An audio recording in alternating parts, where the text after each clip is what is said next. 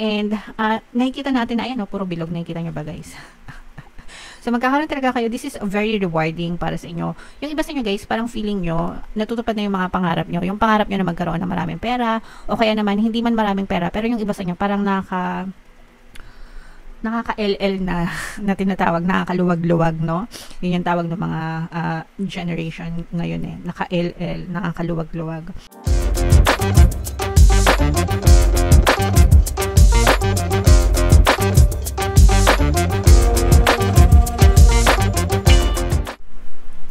Hello guys, hello Pisces, welcome back to Pinay Pixie Tarot. Ang pamagatang episode natin for tonight is 4th quarter kapalaran para ngayong October to December para sa Pisces, Sun, Moon, Rising, Sign, and Venus.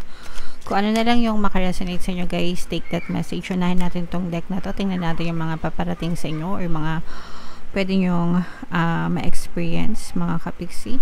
For some of you guys, no, pwede kayong mag-enroll sa mga, I don't know, coaching program, or parang if meron kayong mga talento or mga kaalaman na pwede nyong i-share as coach, you are being encouraged to do so, mga kapiksi.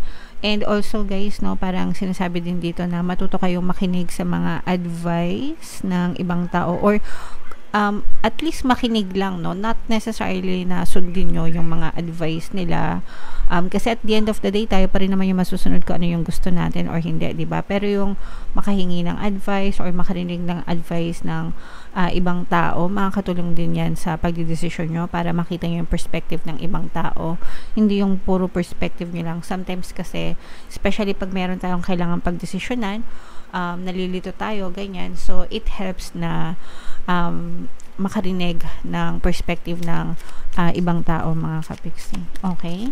Alright. Another message para sa inyo, Pisces. Ito, mag-ingat, no? Pag nanakaw ito, mga kapiksi, robbery. So, medyo mag-ingat kayo.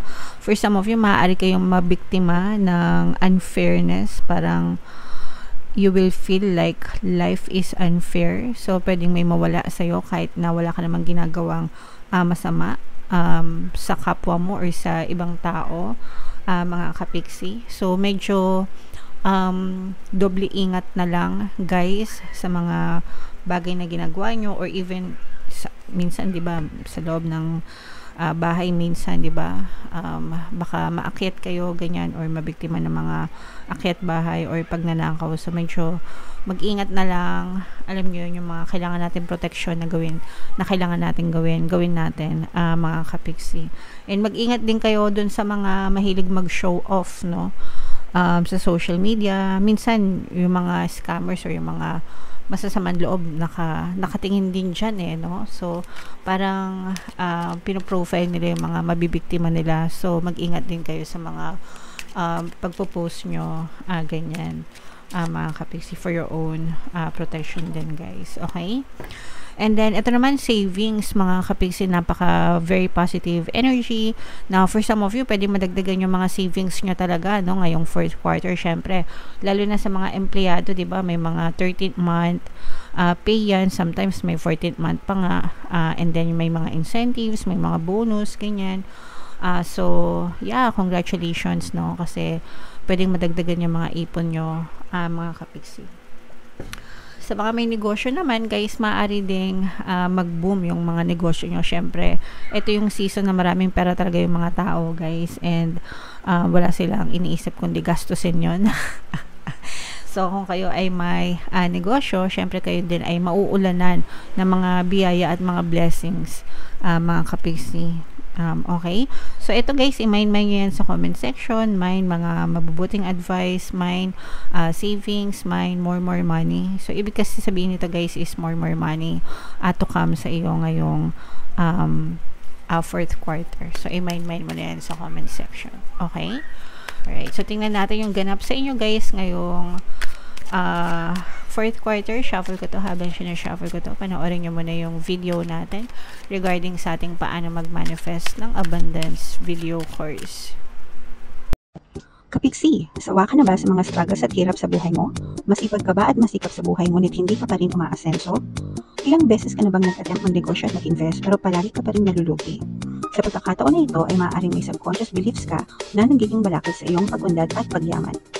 Introducing, paano mag-manifest ng abundance video course. Dito ay matututunan mo ma-overcome ang mga balakid mo para tuluyan ka ng umunlad, umasenso, sumagana, maging matagumpay, successful at maswerte sa iyong kabuhayan, pera, trabaho, negosyo sa lapi at kaperahan ng bonggang-bongga.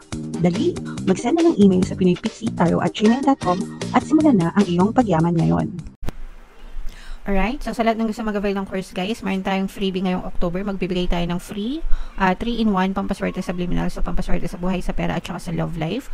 Worth 1,500 yung freebie na yan, kaya i-avail nyo na guys. Sobrang ganda. And meron din tayong bagong course mga kapiksi, paano mawala ang third party at magkaroon ng harmonious na relationship para mawala yung mga kabit ng mga jowa nyo guys. 20% discount naman yan until October 31. Kaya i-avail nyo na mga kapiksi. Sobrang ganda guys. And Pisces guys, kayo ay na-represent ng Queen of Cups sa ating spread. First, this is both negative and positive mga kapiksi. Yung nakikita natin sa negative na energy nyo is parang merong paulit-ulit na nangyayari or parang paulit-ulit na sitwasyon na sitwasyon na nangyari na pero parang paulit-ulit nyong binabalik-balikan. So in short guys, hindi pa kayo naka-move on sa isang particular na sitwasyon or particular na circumstance na nangyari sa buhay nyo na naging negative yung impact sa buhay nyo mga kapiksi. Hindi pa kayo nakaka-detach, hindi pa nabubura siya sa alaala nyo, and you still keep on thinking about those things, kaya parang palagi siyang napupush out sa inyong physical reality. Yung iba sa inyo guys, parang feeling ko nagkakaroon na kayo ng confusion, kasi nga hindi nyo makalimutan, parang it's causing you confusion, and yung iba sa inyo parang nakaka-experience na rin kayo ng parang loneliness then at the same time and sadness. Okay, so kung ano man yun guys, focus on your healing, focus on moving on, and magbabay na kayo sa past kasi iwanan nyo na siya sa 2024, wag nyo na siyang dalhin sa 2025 mga kapiksi. Okay? For some of you naman guys, this is a very very positive energy. Merong magandang alok or offer ng trabaho sa inyo. Pwedeng trabaho ito or negosyo or pwedeng kahit anong klaseng pagkakakitaan. Pero this is a new offer. Feeling ko guys, this is more on parang abroad, no? Baka may nag-aalok sa'yo na mag-abroad or mga ibang bansa, ganyan. So, kung feel nyo naman guys, go lang.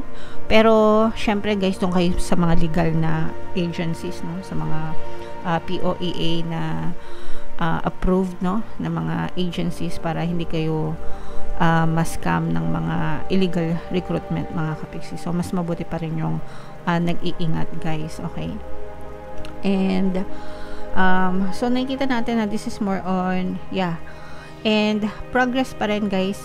For some of you, maaring this is happiness, no, abundance of happiness within the family mga kapiksi. Kung meron kayong guys, parang lumalago yung pamilya nyo, nagkakaroon ng extension, so pwedeng nagkakaroon ng addition to the family mga kapiksi. Baka merong magpapakasal sa inyo or baka meron kayong mga anak na ikakasal, ganyan. So parang nag-extend yung family nyo mga kapiksi. So this is abundance of love and happiness. So i-mind yan guys sa comment section mga kapiksi. So and yung mga bagong contract, no, i-mind nyo yan. What else guys? Tingnan pa natin kung ano yung ito yung from October to December guys, pero anytime naman na mapanood nyo ito sa loob ng 3 months, pwede nyo itong ma-experience mga kapiksi.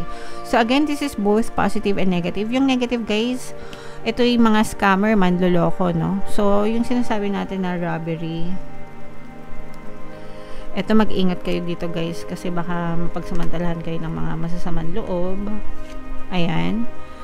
So baka mapagsamantalahan kayo ng mga masasamang loob mga kapiksi. Minsan yung robbery, hindi lang naman yan yung tahasan na pagnanakaw, yung mga scam, robbery din yun mga kapiksi, no? naka-disguise nga lang sila. Guys, okay? So, medyo, again, mag-ingat kayo sa pag-handle ng pera, sa mga transactions, sa mga pinagkakatiwalaan nyo, both strangers and even sa mga kakilala nyo. Palagi kayong mag-ingat, guys. This is abundance of money, guys, no? So, you have angel number 1010, guys. I-mind nyo sa comment section. So, meron tayong abundance of love and happiness, and meron din tayong abundance of money. So, nakikita natin na for some of you mga kapiksi, swerte kayo parehas sa pera at saka sa relasyon ngayong October, ngayong fourth quarter ng 2024. So, una, maganda yung daloy ng relationship nyo within the family. Pangalawa, maganda naman yung daloy ng pera sa inyo, sa kaperahan. And, nakikita natin na, ayan, no, puro bilog, nakikita nyo ba, guys? So, magkakaroon talaga kayo. This is very rewarding para sa inyo. Yung iba sa inyo, guys, parang feeling nyo, natutupad na yung mga pangarap nyo. Yung pangarap nyo na magkaroon ng maraming pera, o kaya naman, hindi man maraming pera, pero yung iba sa inyo, parang nakaka-LL na tinatawag, nakakaluwag-luwag, no? Yun yung tawag ng mga generation ngayon eh. Naka-LL, nakakaluwag-luwag. So, yung iba sa inyo, guys, talagang this is financial gains, financial wellness, and may mga rewards. Itong mga rewards na to, huwag kayong magugulat pag lumalabas ito ng fourth quarter. Kasi ito yung mga bonus nyo, guys, no? Especially sa mga empleyado, no? Sabi ko nga, may mga 13th month, 14th month, no? Kaya nga, madaming pera. Ayan, savings, no? So, make sure na iligay nyo sa savings, mga kapiksi, or kung kagastusin nyo man, at least gastusin nyo sa kapaki-pakinabang na paraan, mga kapiksi. Pero this is abundance of money, wealth, riches, guys. Yan talaga yung very positive na energy sa inyo. And again, no, sa relationship talagang nakikita natin na very strong yung relationship nyo, mga kapiksi.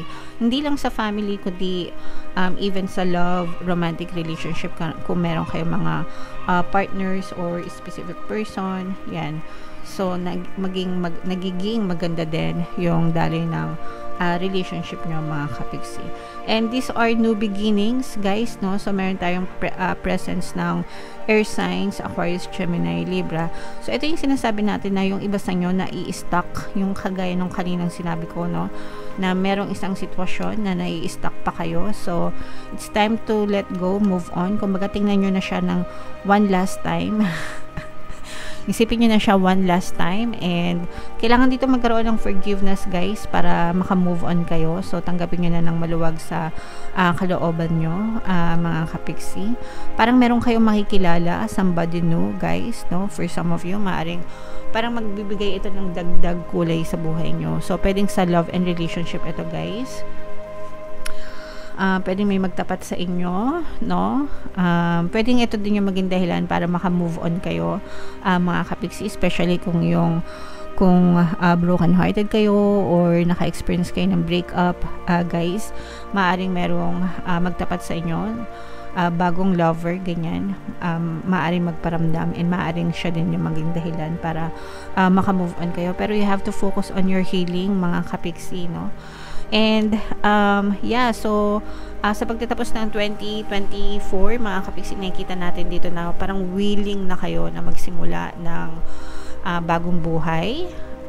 Tapusin yung 2024 and brand new start for 2025 naman. Parang ready na kayo. Nire-ready nyo na yung sarili nyo for 2025, mga kapiksi. You're starting to heal, focusing more on yourself, guys. Okay? So, i-mind nyo na yan, guys, sa comment section. Ito mga brand new beginnings ito, guys. Mga bagong simula, especially sa love life, guys, no? Kasi yung nakikita natin sa pera nyo, stable and secure na kayo sa pera. So, parang itutuloy-tuloy nyo lang siya sa 2025. Sa love life naman, or sa love, nakikita natin na for some, yung iba sa inyo, maganda talaga yung kung meron na kayong mga current partner or specific person, nakikita natin na mas lalo pang nagiging strong yung relationship nyo. Sa mga single naman na naka-experience ng broken heart ngayong 2024, merong bagong dadating sa inyo, bagong pag-ibig. So, yun yung parang sisimulan nyo na maka-move on and magsimula ng bagong relationship bago matapos yung 2024 and sa pagpasok ng 2025. Okay? Alright. So, comment down below, Pisces, if feeling nyo nakaresonate kayo dyan sa mga messages na yan. And ito yung ating 2025 kapalaran, guys. Panoorin nyo na. And ito naman yung ating success stories ng paano mag-manifest ng abundance video course. Click here to subscribe, guys. And ito yung ating mga pampaswerte subliminals. Pakinggan nyo. Thank you for liking, sharing, and subscribing. See you next time. I love you all, guys. Have a nice day. Bye-bye.